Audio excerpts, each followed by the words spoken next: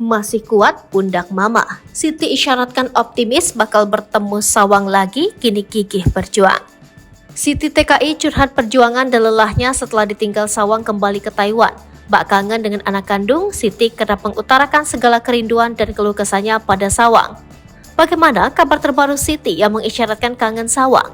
Siti, mantan TKW Taiwan yang merawat anak majikan disabilitas, tak berhenti menyebut nama Sawang. Usai Sawang dikembalikan ke Taiwan, Siti masih sulit melupakan kenangan yang terukir.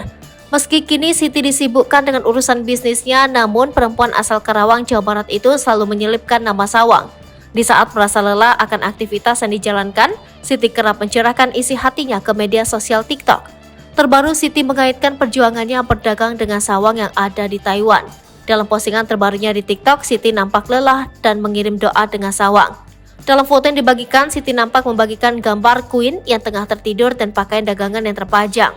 Sementara di paragraf pesan selanjutnya, Siti seolah optimis jika Sawang dapat kembali bersama. Lebih lanjut, Siti menegaskan jika dirinya akan menjawab semua cibiran orang yang kurang sejalan dengannya.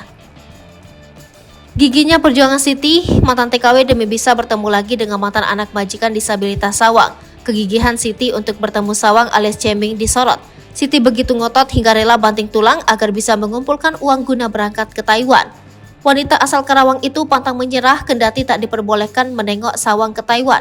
Hal itu berkaitan dengan ketatnya aturan Yayasan Taiwan sempat Sawang berada. Untuk diketahui, pasca kisah Siti yang merawat Sawang selama 4 tahun tanpa digaji majikan membuat pemerintah Taiwan langsung memberikan atensi. Tak cuma viral di Indonesia, kisah Siti dan Sawang juga diperbincangkan di Taiwan.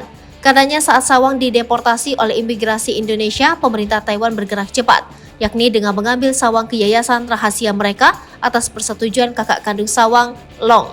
2 bulan dipisahkan dari Sawang, Siti telangsa di tanah air.